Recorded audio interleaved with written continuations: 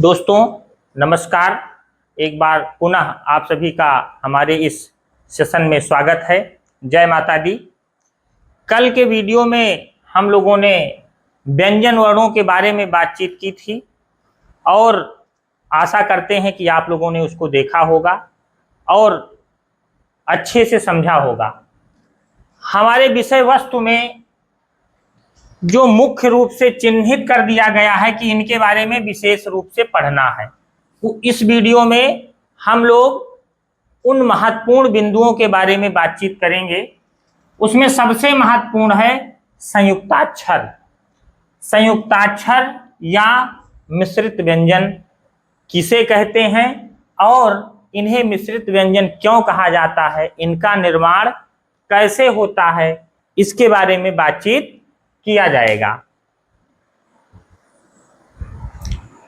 संयुक्ताक्षर या मिश्रित व्यंजन के अंतर्गत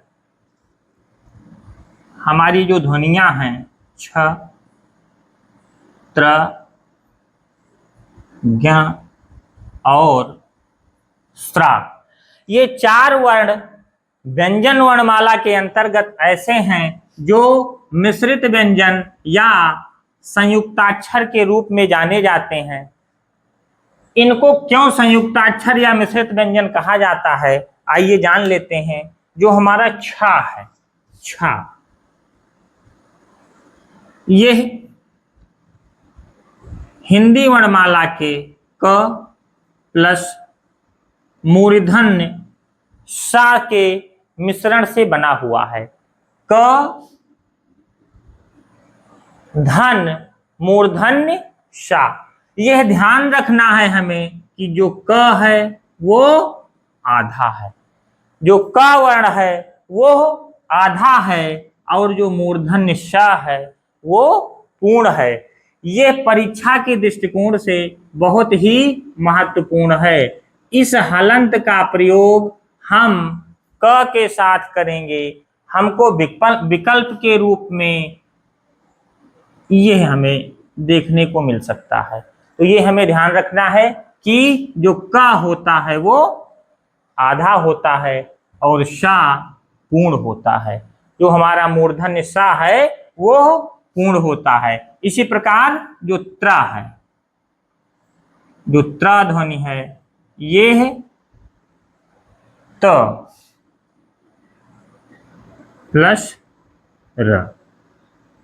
इसमें भी प्रथम जो वर्ण है वो आधा होता है, यानी ता आधा होता है और रा पूर्ण होता है। इसी प्रकार ज्ञा, जो ज्ञा वर्ण है वो ज प्लस इया। यहां भी ज आधा होता है और इया पूर्ण होता है। ज धन इया, ये ध्यान रखना है। ज आधा होता है और इया पूर्ण होता है। अब आ जाइए स्रा, जो हमारी हिंदी वर्णमाला में बहुत विशेष महत्व रखता है। स्रा, श्री वाला स्रा, ऐसे हम लोग इसको सीखते हैं। इसमें जो शा है ये आधा होता है और रा पूर्ण होता है। ध्यान रखना है कि जो यह शा है ये मूर्धन्य शा है और जो यह शा है ये तालव्य शा है। एक बार पुनः इसको देख लेते हैं। क मूर्धन्य शा निर्माण करता है छा का। त और रा, आधा त और रा निर्माण करता है त्रा का। आधा जा धन इया निर्माण करता है ज्ञा का और आधा शा और रा निर्माण करता है स्रा का। ये हमें ध्यान रखना है। परीक्षा की दृष्टिकोण से ये बहुत ही महत्वपूर्ण है। निश्चित ही यूपी टेट की परीक्षा में यहां से प्रश्न पूछ ही लिए जाते हैं।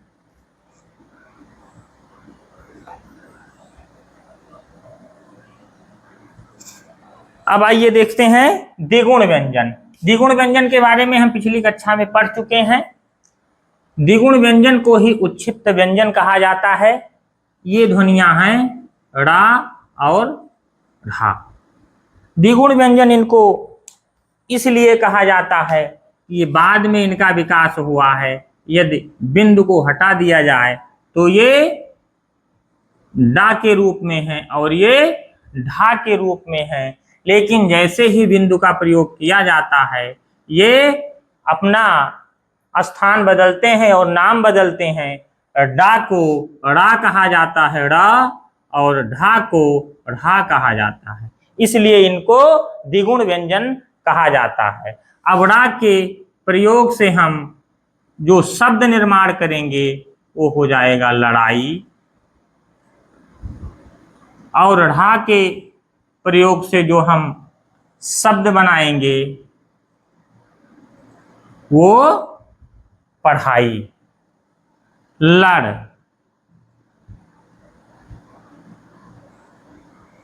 पढ़, इनसे हम इन शब्दों का निर्माण करते हैं। आइए विसर्ग को देखते हैं।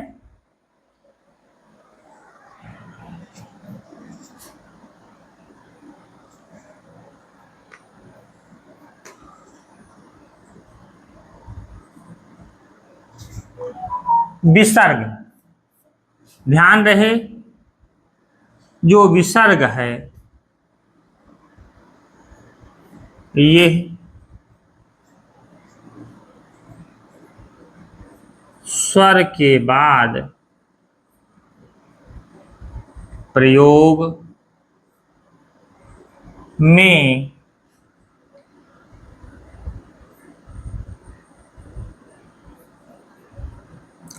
लाया जाता है। मुख्य रूप से विसर्ग का प्रयोग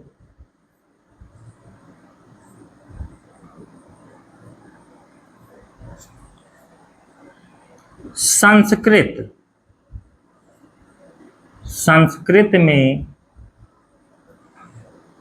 किया जाता है। परिभाषा में ध्यान रखना है कि विसर्ग यह स्वर के बाद प्रयोग में लाया जाता है और यह संस्कृत भाषा की ध्वनि। इसका प्रायः प्रयोग संस्कृत में किया जाता है, लेकिन हिंदी में कुछ विशेष शब्दों के साथ इसका प्रयोग किया जाता है, जैसे प्रायः, दुख, निसंदेह, ऐसे विशेष शब्दों के साथ विसर्ग का प्रयोग किया जाता है। यदि आप लोगों ने इसको लिख लिया हो तो ठीक है, नहीं तो स्क्रीनशॉट लीजिए, फिर हम चंद्रबिंदु के बारे में बातचीत करेंगे। आप लोगों ने स्क्रीनशॉट ले लिया होगा।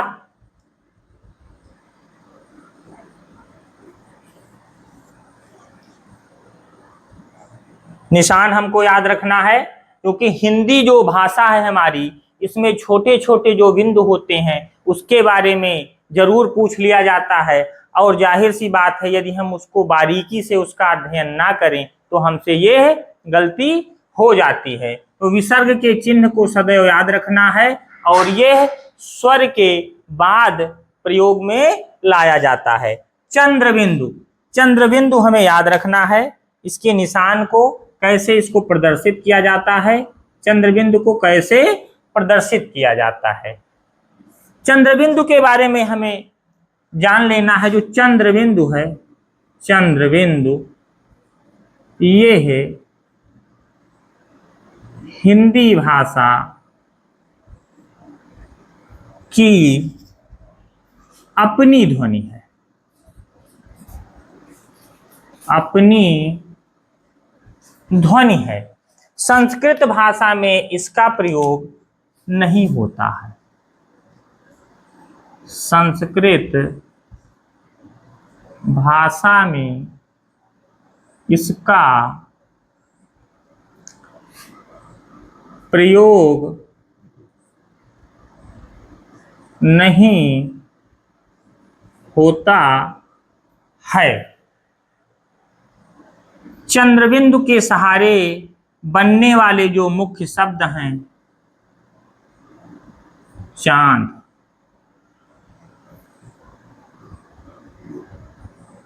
गांव, पांव। जब हम तद्भव और तत्सम पढ़ते हैं तो उस समय हमें ये ध्यान रखना है, यह परिभाषा हमको बहुत काम करेगी। संस्कृत भाषा में इसका प्रयोग नहीं होता है। जब हम आगे पढ़ेंगे तो यदि यह परिभाषा हमें याद रहे तो हमें निश्चित ही आगे समझने में, सीखने में आसानी होगी। अब आ जाइए चंद्र। चंद्र के बारे में केवल चंद्र की बात की जा रही है। परीक्षा के दृष्टिकोण से जो चंद्र शब्द है ये बहुत ही महत्वपूर्ण है। चंद्र को हम कैसे लिखेंगे पहले ये जान लेते हैं। ये चंद्र है, यानी कि परिभाषा में हम लिख सकते हैं कि बिंदु रहित निशान जो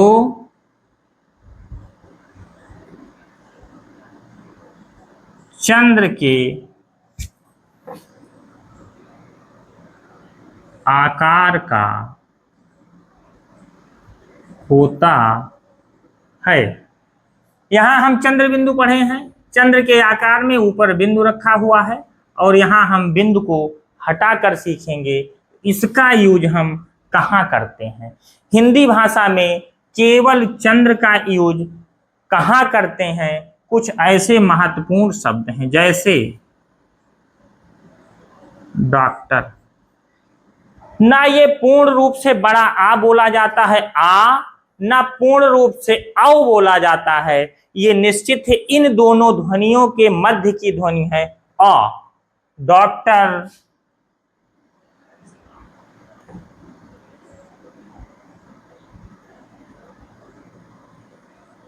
एक हमने आप लोगों को स्वर पढ़ाया था, याद आ गया,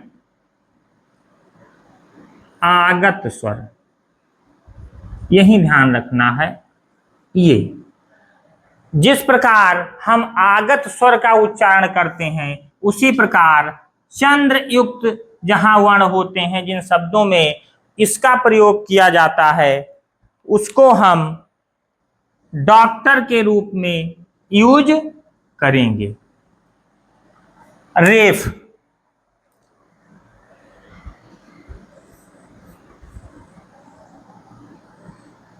रेफ हमें ध्यान रखना है।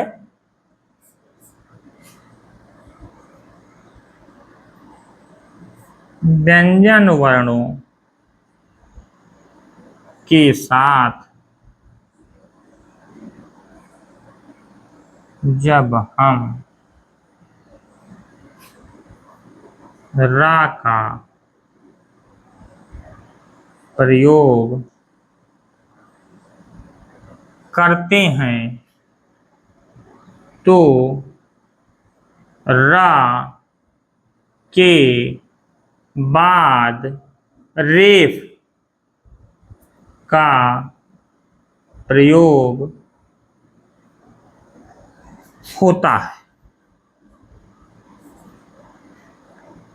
जैसे जैसे कर्ज,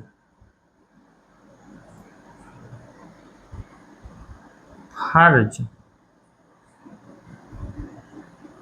मर्ज और दर्ज। कर्ज, फर्ज, मर्ज और दर्ज। निश्चित ही ये रेफ लगभग आप लोग पहले से पढ़ते आए हैं, जान रहे हैं, लेकिन परीक्षा के दृष्टिकोण से बहुत ही महत्वपूर्ण है। आइए हम देख लेते हैं संघर्षी।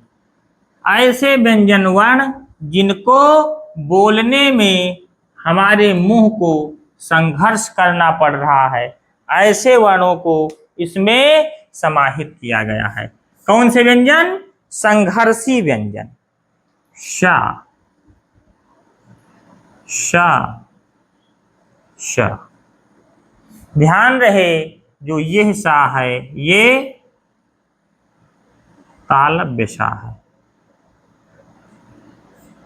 तालव्य ये है मूर्धन्य और ये दंत सा है। ध्यान रखना है, शा तालव्य, शा मूर्धन्य, शा दंत। शा तालव्य, शा मूर्धन्य, शा दंत। परीक्षा के दृष्टिकोण से बहुत ही महत्वपूर्ण है। हम लोग जब बच्चों को पढ़ाते हैं प्राथमिक विद्यालय में तो उनको ये सिखाया जाता है कि कौन सा पहले बोला जाएगा, कौन सा बाद में बोला जाएगा। और आप लोग भी प्राथमिक विद्यालय के बच्चों को पढ़ाने की तैयारी कर रहे हैं तो ये ध्वनियां बहुत ही महत्वपूर्ण है। ठीक है, ध्यान से इसको समझ लीजिएगा।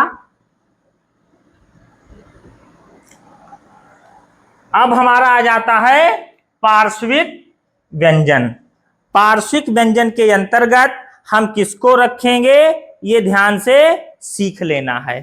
पार्श्विक व्यंजन यह एक ही ध्वनि है, ला।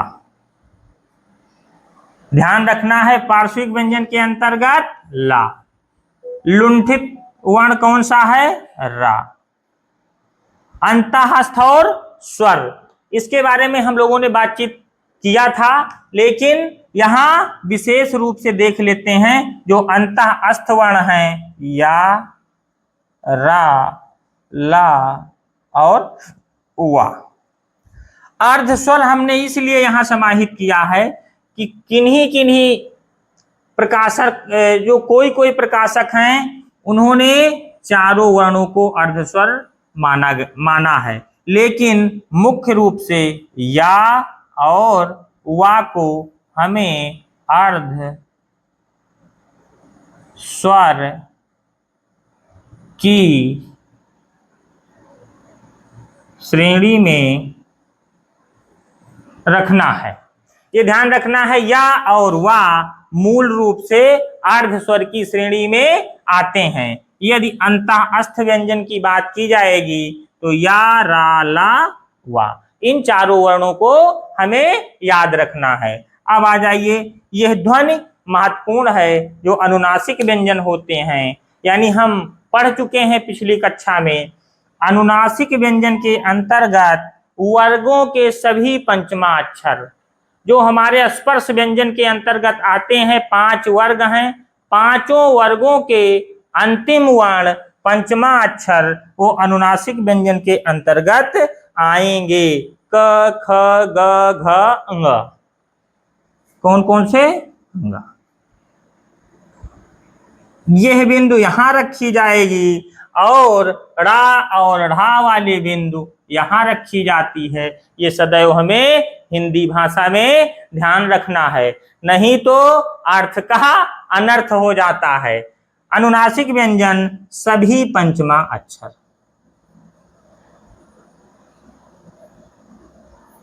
इतने बुद्धिमान आप लोग हैं, इसको पूर्ण कर लीजिए। और अभी आगे हम लोग सीखते हैं उच्चारण स्थान, जो परीक्षा के दृष्टिकोण से बहुत ही महत्वपूर्ण है।